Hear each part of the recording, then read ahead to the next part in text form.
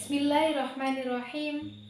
Assalamualaikum warahmatullahi wabarakatuh. Innal hamdalillah nahmaduhu wa nasta'inu wa nastaghfiru wa na'udzu billahi min sururi anfusina wa min sayyiati a'malina. Man yahdihillahu fala mudhillalah wa man yudlil fala hadiyalah. Asyhadu an la ilaha illallah wa asyhadu anna Muhammadan abduhu wa rasuluh. Allahumma sholli ala sayyidina Muhammad wa ala ali sayyidina Muhammad. Rabbi shrah li sadri wa yassir li amri wahlul 'uqdatam min lisani yafqahu qawli, amma ba'd. Alhamdulillahi rabbil alamin. Puji syukur kehadirat Allah Subhanahu wa taala atas rahmatnya, atas nikmatnya, atas karunia-Nya, sehingga kita dapat berkumpul di suatu acara yang sangat mulia ini tanpa suatu halangan apapun. Meskipun pada kesempatan kali ini kita tidak dapat berkumpul secara langsung, secara tatap muka, offline, akan tetapi kita masih diberi kesempatan dapat berkumpul secara virtual, yakni dipisahkan dengan jarak dan tempat. Akan tetapi fa insyaallah kita masih didekatkan dengan hati dan iman kita.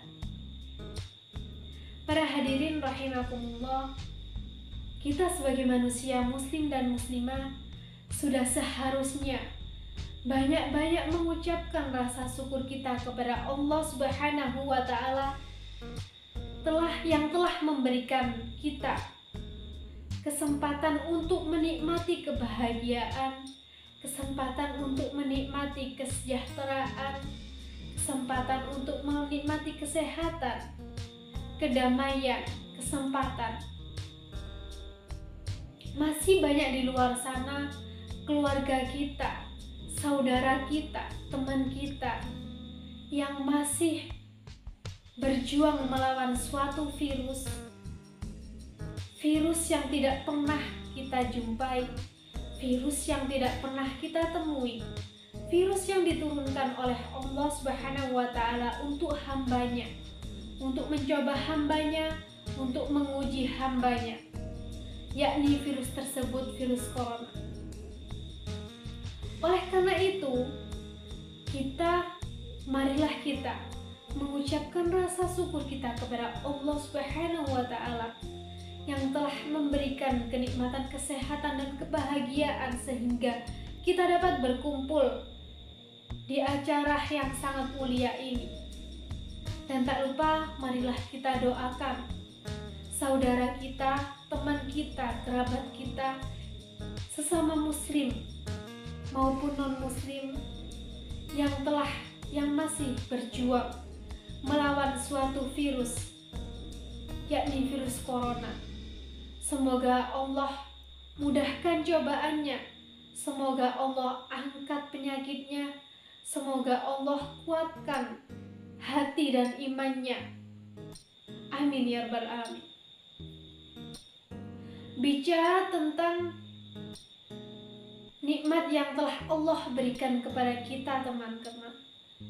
Kalaupun air laut kita jadikan sebagai tintanya dan dahan ranting di seluruh dunia ini kita jadikan sebagai penahnya, takai penahnya, maka fa insyaallah tidak akan pernah bisa dan tidak akan cukup untuk kita tuliskan semua nikmat yang telah Allah berikan kepada kita semua.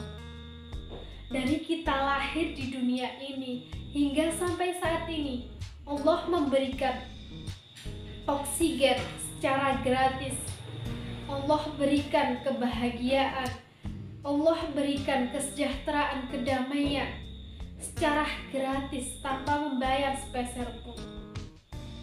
Allah Subhanahu wa taala telah berfirman dalam Al-Qur'an surat An-Nahl ayat 18 yang berbunyi, wa in ta'uddu ni'matallahi la tuhsuha, yang artinya Dan jika kalian menuliskan nikmat yang telah Allah berikan, maka tidak akan sanggup untuk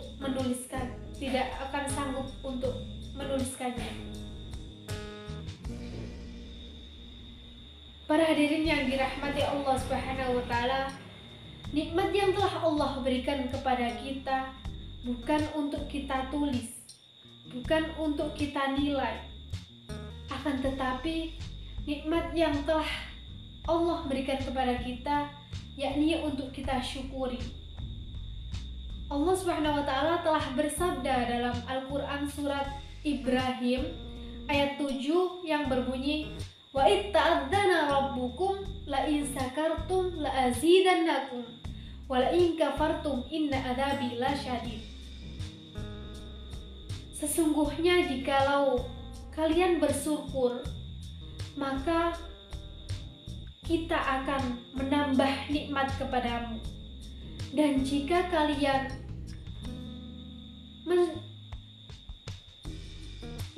kalian mengkufuri nikmat yang telah Allah berikan, maka azabkulah yang sangat pedih. Dan tak lupa sholawat serta salam, marilah kita tetap curah limpahkan kepada Nabi Agung, Nabi Yana, wa Nabiullah, Nabi Muhammad sallallahu alaihi wasallam yang telah membimbing kita dari zaman yang gelap, zaman jahiliyah, menuju zaman yang terang benderang, yakni zaman ad-dinul Islam wal iman. Sosok suri tauladan kita, sosok mata air kehidupan kita, sosok seorang ayah, seorang pemimpin, seorang panglima perang, seorang pendai, seorang entrepreneur yang telah membimbing kita dari zaman yang gelap menuju zaman yang terang benderang ini. Dan tak lupa marilah kita curahkan salawat serta salam kepada keluarga beliau, kepada sahabat-sahabat beliau, kepada tabi'in tabi'at, dan mudah-mudahan sampai kepada kita selaku umatnya. Amin ya rabbal alamin. Alhamdulillah, pada kesempatan kali ini, kesempatan yang sangat berbahagia, saya diberikan kepercayaan, diberikan izin untuk menyampaikan sedikit materi tentang akhlakul karimah, akhlak yang baik. Di sini saya bukan bermaksud untuk menggurui para audien, akan tetapi saya sebagai manusia muslim mempunyai kewajiban, yakni balighu anni walau ayat, sampaikanlah walau satu ayat. Oleh karena itu, maka izinkan saya Dina Miladia untuk menyampaikan sedikit materi dengan tema hiasi diri dengan akhlakul karimah, akhlak yang baik pada zaman modern saat ini. Hadirin hadirat yang dirahmati Allah Subhanahu wa taala. Harimau mati meninggalkan belangnya, gajah mati meninggalkan gadingnya, rusa mati meninggalkan tanduknya, dan manusia mati meninggalkan akhlak dan amalnya. Oleh karena itu, kita sebagai manusia muslim dan muslimah, jikalau kita disibukkan dengan urusan dunia, yakni mencari harta, tahta, wanita, dan cinta, jangan pernah sekali-kali kita meninggalkan urusan akhirat.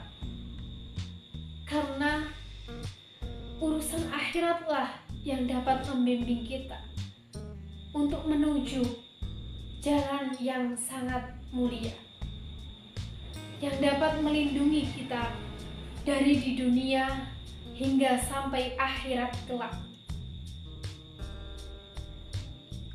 Allah Subhanahu wa taala telah menciptakan manusia yang ada di dunia ini dengan bentuk yang sangat-sangat sempurna. Memiliki kedua tangan, memiliki kedua kaki, memiliki kedua telinga, mata, organ tubuh yang berjalan secara sempurna, hingga memiliki akal yang sangat sempurna.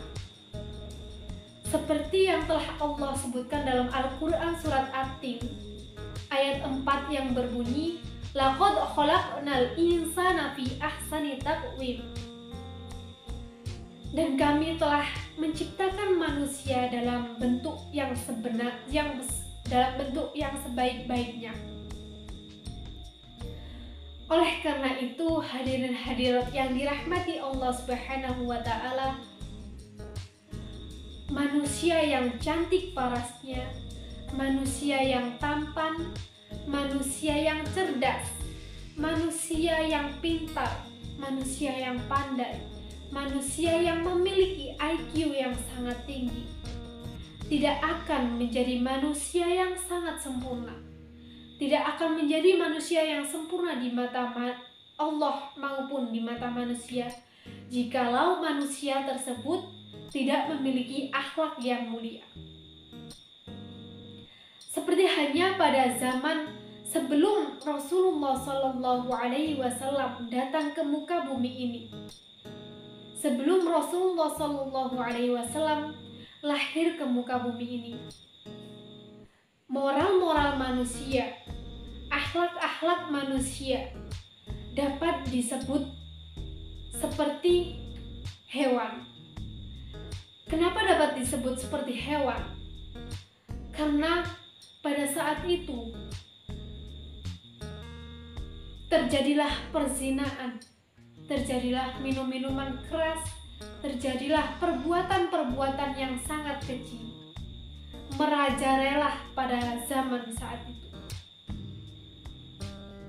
Sehingga para ulama sepakatlah menyebut pada zaman itu disebut dengan zaman jahiliyah. Kenapa disebut zaman jahiliyah? Disebut zaman jahiliyah bukan jahiliyah karena kepintarannya, bukan jahiliyah karena kecerdasannya, bukan jahiliyah karena ketampanannya atau kecantikannya, bukan jahiliyah karena kecerdasannya, bukan jahiliyah karena harta, bukan jahiliyah karena IQ-nya, yakni jahiliyah karena akhlaknya. Oleh karena itu, maka Rasulullah SAW datang ke muka bumi ini untuk menyempurnakan umat-umatnya, untuk menyempurnakan manusia yang ada di muka bumi ini, yakni dengan membawa suatu agama, yakni agama penyempurna muka bumi ini sebelum, yakni agama yang menyempurnakan manusia ini yang ada di muka bumi ini, yaitu agama Islam, agama yang membawa nilai-nilai ajaran agama Islam, nilai-nilai moral, budi pekerti, kesopanan, nilai-nilai kehidupan yang baik untuk di muka bumi ini hingga untuk akhirat kelak. Rasulullah SAW telah bersabda, "Innama bu'ithu liutammima makarimal akhlak." Aku diutus datang ke muka bumi ini untuk menyempurnakan kemuliaan akhlak. Oleh karena itu, kita sebagai manusia muslim dan muslimah pada zaman modern saat ini, yakni mulailah luntur nilai-nilai ajaran agama Islam pada zaman-zaman modern saat ini, karena mulailah kecanggihan teknologi menyerang. Budaya-budaya asing, budaya-budaya barat telah melebur, menghancurkan nilai-nilai ajaran agama Islam. Oleh karena itu, kita sebagai manusia zaman modern, marilah kita tanamkan nilai-nilai ajaran agama Islam pada diri kita. Kita tanamkan kepada diri orang lain, yakni dengan berdakwah. Berdakwah yaitu menyampaikan ajaran agama Islam kepada orang lain maupun kepada diri kita sendiri dengan berbagai cara yang bijaksana, tanpa ada paksaan, yang sesuai dengan syariat ajaran agama Islam, dengan tujuan untuk tercapainya manusia yang menghayati dan mengamalkan ajaran agama Islam untuk kehidupan di dunia maupun di akhirat kelak. Oleh karena itu, marilah kita tanamkan ajaran agama Islam kepada diri kita maupun kepada orang lain untuk menghadapi semakin perkembangan zaman, yakni dari zaman era 0.1 hingga saat ini menuju zaman era 0.5. Maka kuatkanlah nilai-nilai ajaran agama Islam pada diri kita sendiri maupun diri orang lain, yakni dengan mengamalkan ajaran-ajaran yang telah disampaikan oleh Rasulullah, yang telah ada dalam Al-Quran maupun As-Sunnahnya. Kalau tidak sekarang, kapan lagi? Dan kalau tidak dimulai dari kita, siapa lagi?